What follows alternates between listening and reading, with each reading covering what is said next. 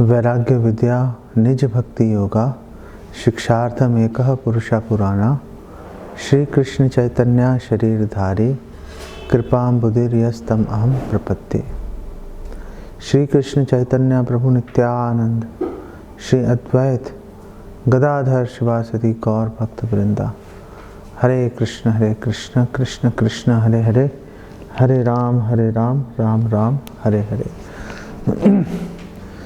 इस जो दैनिक कक्षा है भागवतम की, जो कि विशेष एक इनिशिएटिव रहा सिद्धिनिताय प्रभु की तरफ से, उनके आभारी हैं हम। तो आज हम भागवतम के चौथे स्कंद के छठे अध्याय के श्लोक संख्या 9 से 25 पर चर्चा करेंगे।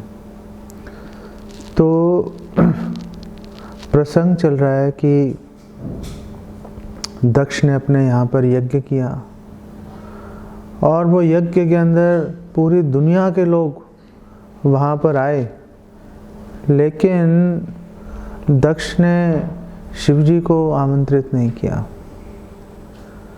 तो शिवजी का अपमान हो गया बेसिकली। तो माता सती गई वहाँ पर उस समारोह में और उन्होंने जाकर दक्ष को समझाने के कोशिश की कि आप गलत कर रहे हो, आप गलत कर रहे हो। और उन्होंने उस समय एक बड़ी महत्वपूर्ण बात बोली थी, जिसके बारे में भी आपको बताऊंगा थोड़ी देर में, जिसके ऊपर आज के ये जो 17 श्लोक 16 श्लोक उसी के ऊपर आधारित हैं। तो जब माता सती के समझाने पर भी दक्ष का हृदय नहीं पसीजा, उसका हृदय द्रवित नहीं हुआ, तो माता सती ने प्रायश्चित के रूप में अपना देह त्याग कर दिया। उस समय जो भी शिवजी के गण मौजूद थे वहाँ पर, उन्होंने यज्ञ को ध्वस्त करने की कोशिश की, लेकिन भृगु मुनि ने ऋभु नामक जो है देवों को आमंत्रित किया और वो सारे गणों को भगा दिया वहाँ से।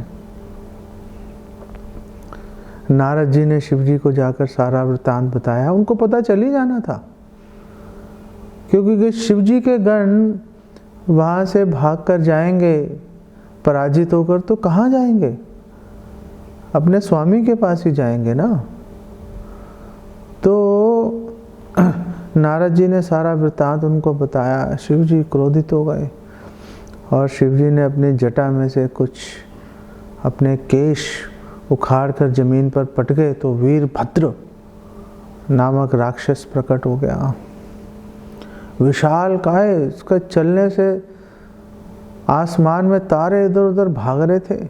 कितना विशाल काय होगा, काला कलूटा भयानक दांत वाला, पैरों में उसके कुंडल डले हुए थे, त्रिशूल था हाथ में। और पूछा शिवजी से हाथ जोड़कर, मेरे लिए क्या क्या है? शिवजी ने बोला, मार दो दक्ष को जाकर। ठीक है जी। और वीरभद्र गया सभी अनुचरों के साथ में, और वीरभद्र ने भृगु मुनि की दाढ़ी नोच दी।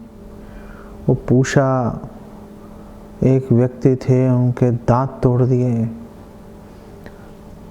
एक व्यक्ति थे, उसकी आंखें निकाल दी। ऐसे जो ज़्यादा उस समय उस परिस्थिति का आनंद ले रहा था, जब माता सती अपमानित हो रही थी, सबको दंडित किया। अब सबको दंडित तो कर दिया, पूरा यज्ञ ध्वस्त कर दिया। अब वीरभद्र ने प्रयास शुरू किया दक्ष को मारने का। उसने पूरा दम लगा दिया दक्ष का गला काटने का। गला नहीं कटा, उसका चमड़ी पे निशान तक नहीं आया, चमड़ी पे निशान तक नहीं आया। पशुओं को काटने के लिए जो लकड़ी का यंत्र वहाँ रखा था, उसी से वीरभद्र ने महाराज दक्ष का गला काटा और उसको यज्ञ की अग्नि में उसको फेंक दिया, जल के राख हो गया वो। यहाँ पर सवाल आता है, ये प्रश्न खड़ा होता है कि आखिर दक्ष को मारा क्यों गया, क्यों मार दिया दक्ष को? हो गई गलती उससे, गलतियां हो जाती हैं, गलतियां हमसे भी होती हैं। तो क्या गलती करने पर क्या मार दिया जाएगा? क्या गलती करने पर मार दिया जाएगा? हम भी तो गलतियां कर रहे हैं, तो क्या हम भी मर जाएंगे? ये अच्छे भक्ति में आए हम लोग, लेने के देने पड़ गए। ऐसा मन में विचार आ सकता है। लेकिन राजा दक्ष की एक समस्या थी कि पहले भी अपमानित किया था शिव जी को, भरी सभा में मुंह पे अपमानित कर दिया, आचमन लेके पूरी सभा के सामने बोल दिया, पूरी सभा के सामने, कि यज्ञ का भाग नहीं मिलेगा आज से इन्हें। अरे भाई तुम कौन होते हो?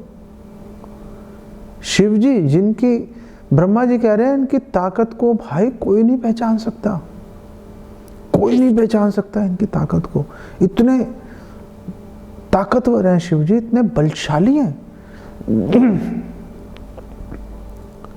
उनको आपने जाके उठ के सामने से श्राप दे दिया कि यज्ञ का भाग नहीं मिलेगा।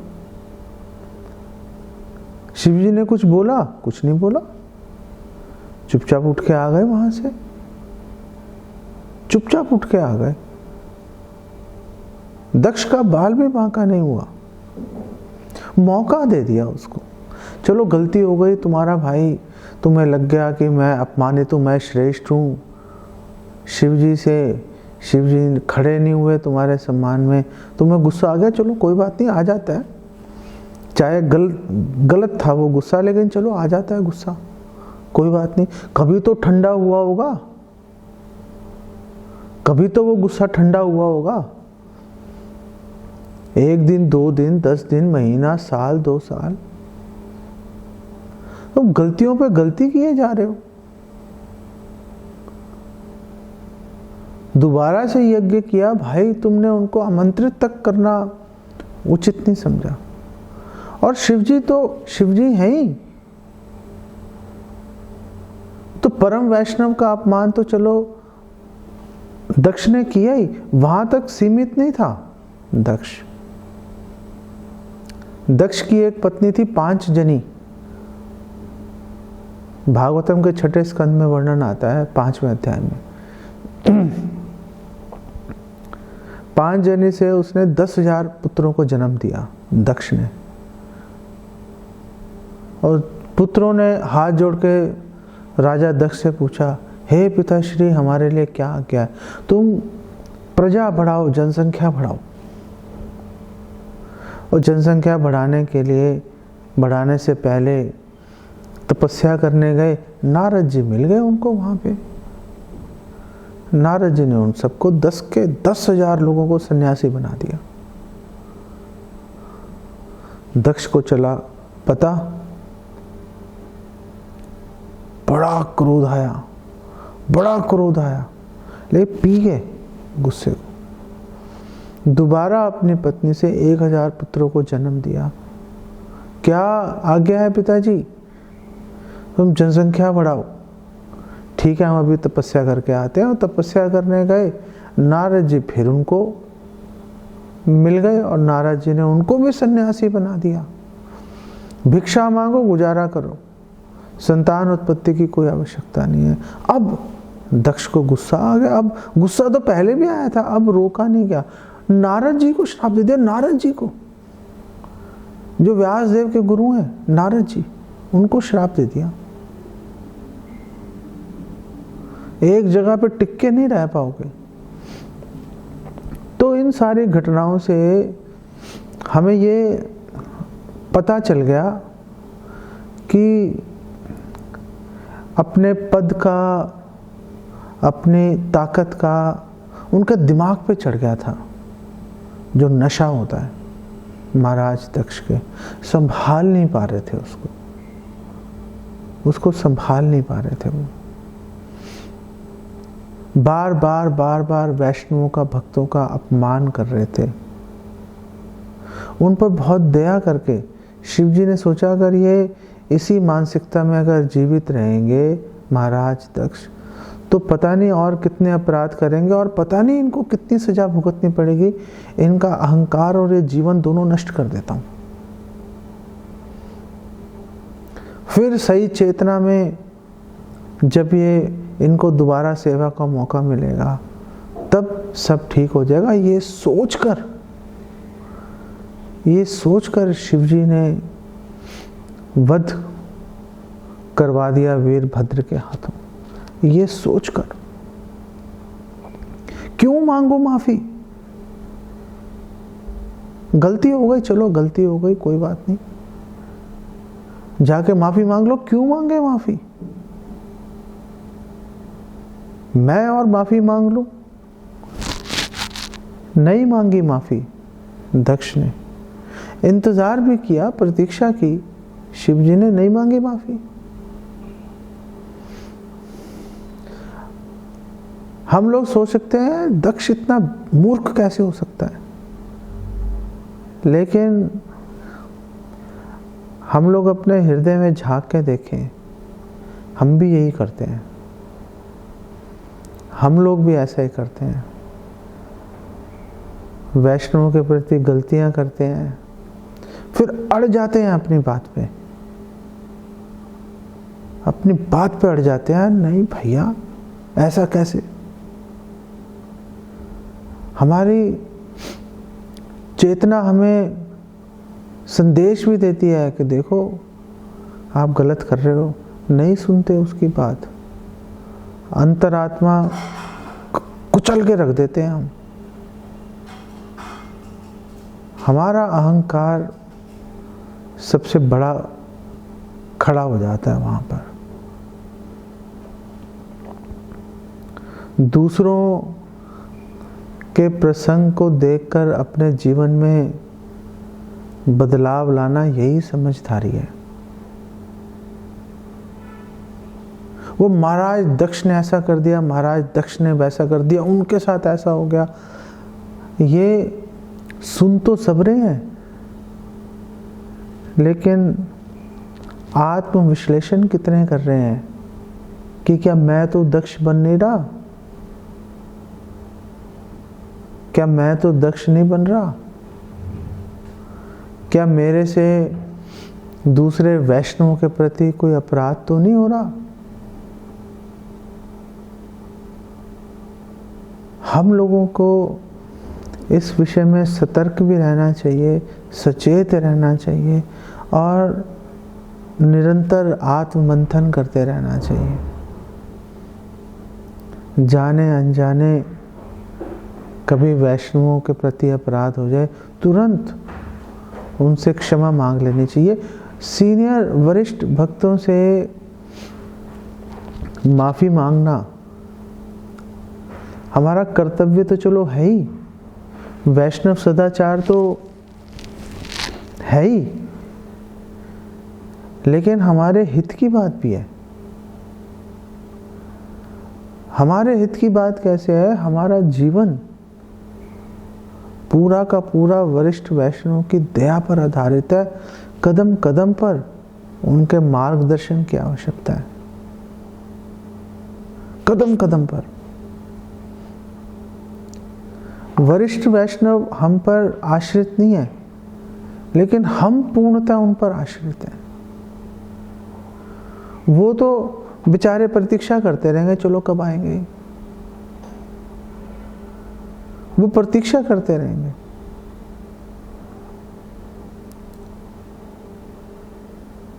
कभी भी वरिष्ठ वैष्णव के प्रति हमारे से कोई गलती हो जाए और आप जाएंगे उनके पास, तो ऐसे नहीं कि आपको बोलेंगे, आपका मजाक उड़ाएंगे, वो आ गए तेरे होश ठिकाने बहुत बन रहा था अपने आप को। तो नहीं बोलते ऐसे में, अरे नहीं कोई बात नहीं है, आप ऐसे क्यों सोचते हो। अपनी गलती ढूंढते हैं, वो अपनी गलती ढूंढते हैं और आपकी प्रतीक्षा करते हैं। ये जो प्रसंग है, ये प्रसंग तब जाकर हम ये सोचेंगे कि हमने अच्छे से श्रवण किया, जब हम में से प्रत्येक व्यक्ति ये आत्ममंथन करेगा, अपने हृदय के भीतर झांक के देखेगा और खोजेगा मैंने किस किस वैष्णव के प्रति अपराध किया है, और जाके उनसे माफ़ी मांगेगा। सारे देवी देवता ऋषि मुनि सब घबराए हुए थे, कुछ सूझ नहीं रहा था, और सब इकट्ठे होकर ब्रह्मा जी के पास गए और उन्होंने ब्रह्मा जी से जाकर गुहार लगाई। यहाँ से ये 6ठा अध्याय शुरू होता है 4थे स्कंद का। और जब गए ब्रह्मा जी के पास और उनको सारी बात बताई, वो तो सर्वज्ञ हैं ही। यहाँ पर बताया गया कि ब्रह्मा जी, शिव जी, विष्णु, भगवान विष्णु, ये तो सर्वज्ञ है, इनको तो पता आगे भी क्या होने वाला है। इसीलिए तो उस यज्ञ में ना भगवान विष्णु गए ना ब्रह्मा जी गए। और ब्रह्मा जी ने बोला सभी देवी देवताओं को, ऋषियों को, मुनियों को, अरे भाई एक चीज बताओ, आप सब इतने समझदार हो, पढ़े लिखे हो, सिद्धियां, तपस्या, हर चीज आपके पास है, क्या आपको नहीं पता किसी वैष्णव का अपमान करने पे आप कितने यज्ञ कर लो, कभी फलीभूत नहीं होते,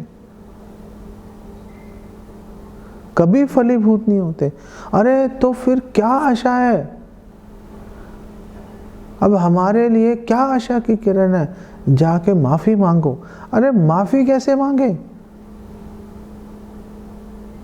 जाके क्या भूले उनको। शिव जी को जाके कुछ बोलने के लिए कुछ होना भी तो चाहिए। हमारी गलतियों की कोई सीमा थोड़े ना है। शिव जी का अपमान हो रहा था, हम लोग चुपचाप देख रहे थे। माता सती का अपमान हो रहा था, चुपचाप देख रहे थे। किस किस चीज की माफी मांगेंगे, कैसे मांगे, कुछ शब्द नहीं दिख रहे। ब्रह्मा जी ने कहा कि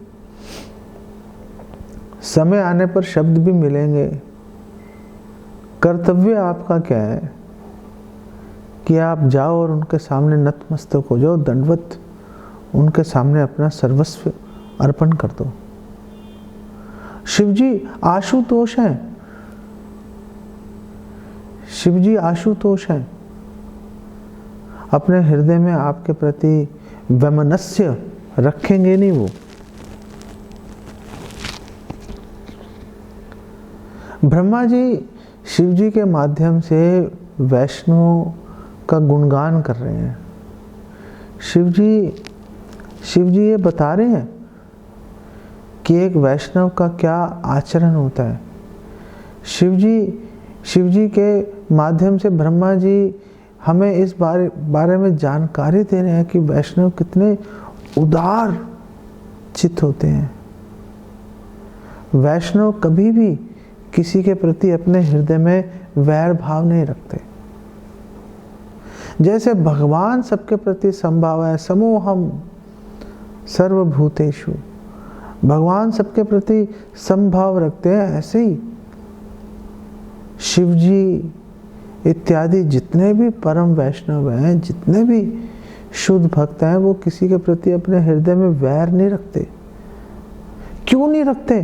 क्योंकि स्थान नहीं है भाई, जगह नहीं है। वैर रखने के लिए जगह चाहिए ना। वो कृष्ण प्रेम से पूरी तरह से आप्लावित है, पूरी तरह से उनका हृदय कृष्ण प्रेम रूपी समुद्र ठाठे मार रहा है। उसमें वैमनस्य के लिए, किसी के प्रति वैर भाव के लिए स्थान आएगा तो आएगा कहां से? नहीं आ सकता। ये वैष्णव का गुण है। जहां पर दूसरे वैष्णवों को गलती होने पर जाकर क्षमा मांगनी चाहिए, वहां पर जिस वैष्णव से क्षमा मांगी जा रही है उसका भी ये कर्तव्य है कि वो खुले दिल से उनको ना केवल क्षमा प्रदान करे, बल्कि उनके भविष्य में उन लोगों की उन्नति के लिए उनको मार्गदर्शन भी दे और उनके लिए भगवान से प्रार्थना भी करे। लेकिन हमें ये बात अवश्य समझ लेनी चाहिए कि जो वैष्णव है वो उदार हृदय तो होते हैं, दयालु तो होते हैं, मूर्ख नहीं होते। हमें वैष्णवों की दयालुता का अनुचित लाभ उठाने का कुत्सित प्रयास नहीं करना चाहिए। हमें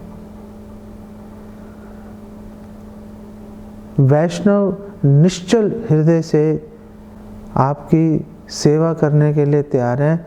हमें भी निश्चल हृदय से वैष्णव की शरण ग्रहण करनी चाहिए। ये इस पूरे प्रसंग का प्राण है ये बात।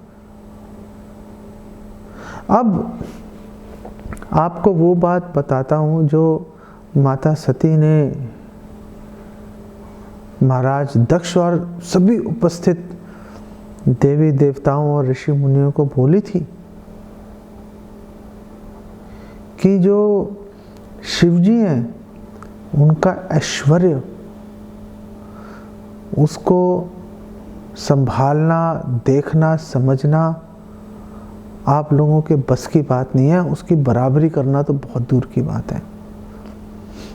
अब यहाँ पर जब सभी देवी देवता, ऋषि मुनि ब्रह्मा जी के नेतृत्व में जब शिव जी के पास जा रहे हैं, तो श्लोक संख्या 9 से 25 में उनके ऐश्वर्य का बखान किया जा रहा है। उनके ऐश्वर्य के बारे में बताया जा रहा है। चारों तरफ अलग अलग तरह के पूरे कैलाश पर्वत पर जो है जड़ी बूटियां, फल फूल इत्यादि खिले हुए थे। वैदिक मंत्रों का उच्चारण हो रहा था। भ्रमर मधुमक्खियां जो है बहुत ही मधुर स्वर में वहां पर भिन भिना रही थी। बड़े बड़े ऋषि मुनि, देवी देवता वहां पर सुख पूर्वक उधर विहार कर रहे थे।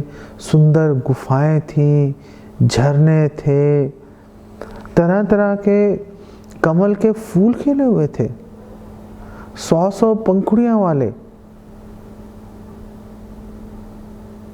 कई कलर के, कई रंगों के कमल के फूल और अनेक प्रकार के फूल थे।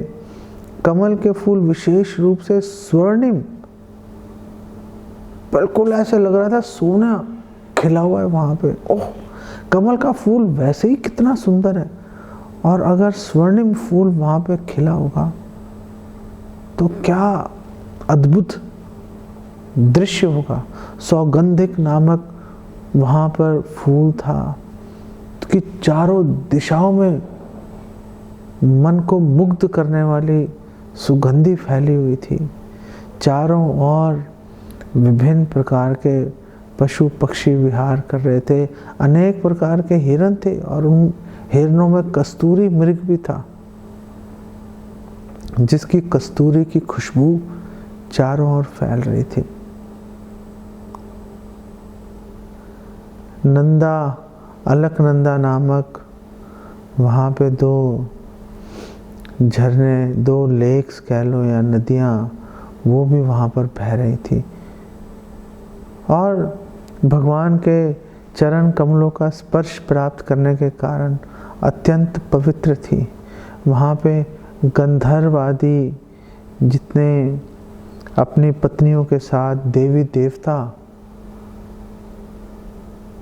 अपने पति पत्नियों के साथ में वहाँ पर विहार कर रहे थे और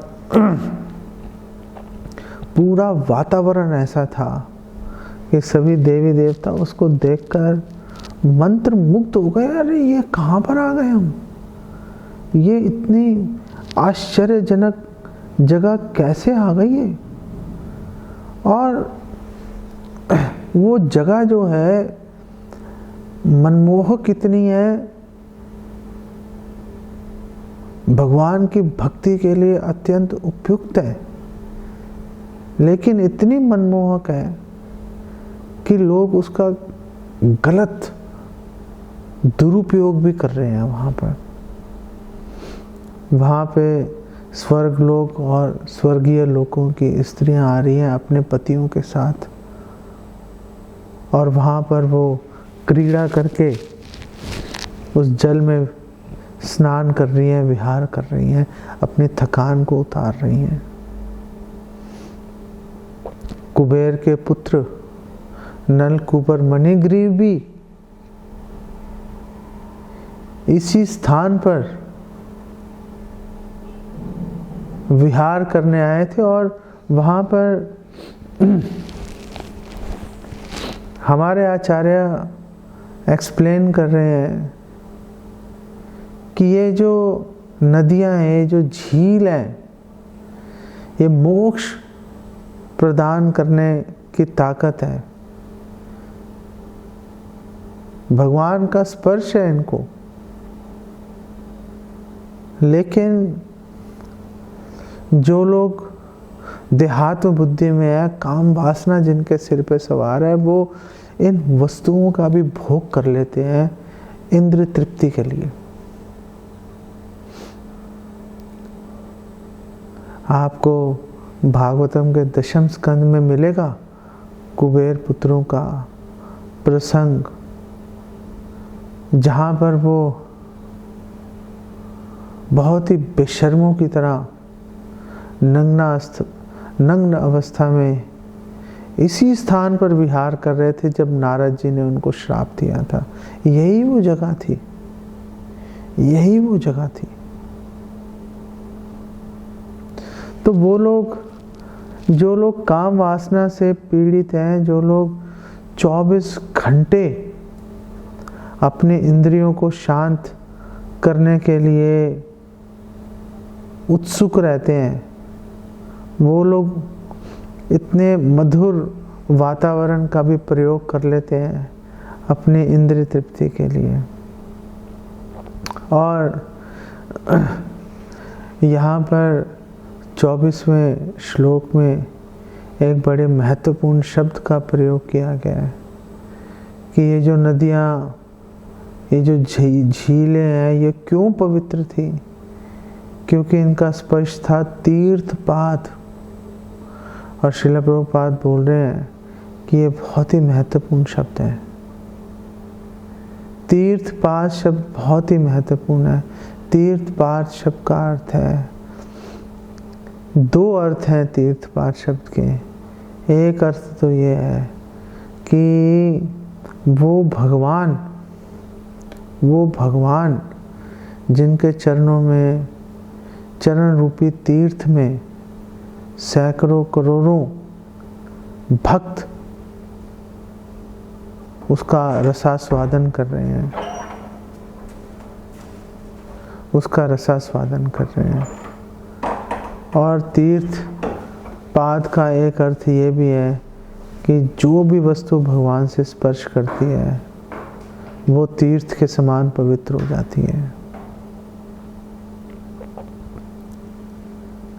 जब विदुर जी तीर्थ यात्राएं करके महाभारत का युद्ध समाप्त होने पर आए थे वापस हस्तिनापुर, और महाराज युधिष्ठिर उनसे भेंट करने के लिए आए थे, तो महाराज युधिष्ठिर ने विदुर जी के लिए भी बोला था, एक वैष्णव के लिए, तीर्थ ही कुर्वन्ति तीर्थानि, कि आप हो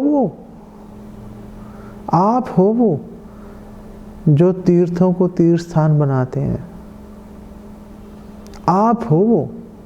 नरोत्तम दास ठाकुर कह रहे हैं, अरे कहीं जरूरत नहीं है जाने की तीर्थ यात्रा के लिए, क्यों जाते हो भाई?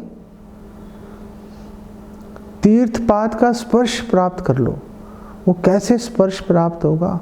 वो स्पर्श प्राप्त होगा सेवा के माध्यम से, सेवा के माध्यम से। सेवा के द्वारा संबंध स्थापित हो जाता है। सेवा वो वस्तु है जिसके द्वारा आप किसी से भी संबंध स्थापित कर सकते हो। सेवा ऐसी वस्तु है कि अपने सगे माँ बाप को भुलवा देती है।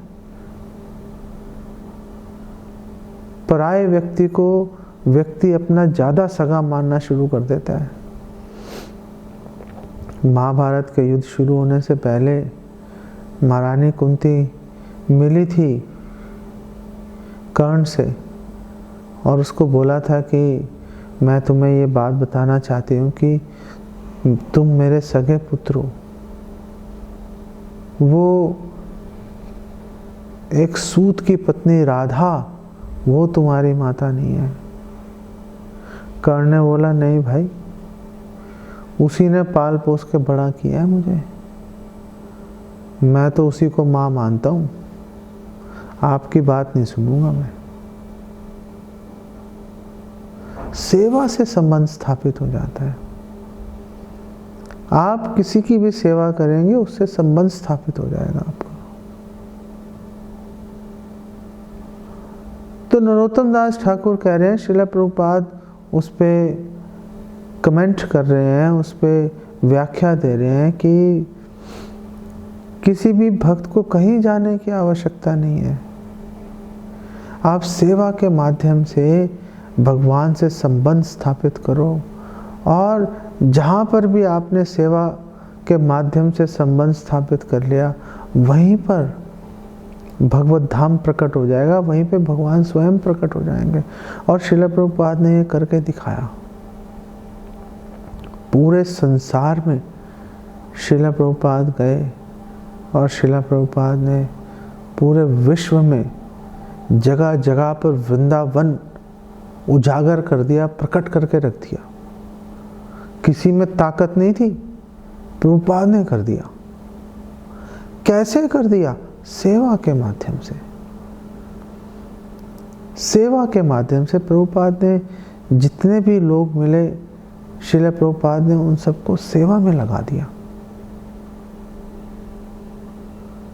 सेवा क्या है? आपका जप भी सेवा है, आपकी डेटी वर्शिप अर्चना भी सेवा है, आपके द्वारा प्रभुपाद के ग्रंथों को पढ़ना भी सेवा है, वितरण भी सेवा है, भगवान को भोग लगाना भी सेवा है और वो भोग लगाने के बाद उस प्रसाद को ग्रहण करना भी सेवा है।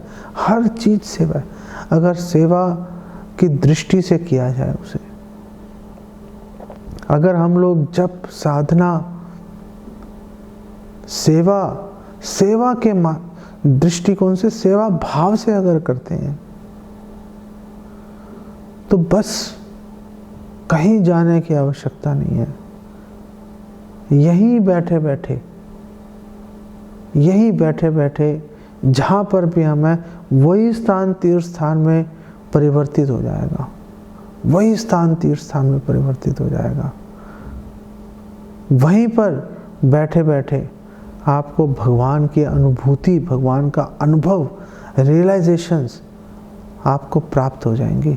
ये इन श्लोकों का मूल संदेश है। अगर हम इसको ध्यान रखेंगे तो भक्ति मार्ग में हमें कभी परेशानी नहीं आएगी। इसको मैं यहीं पे विराम देता हूँ। जगत गुरु श्रील प्रभुपाद की जय।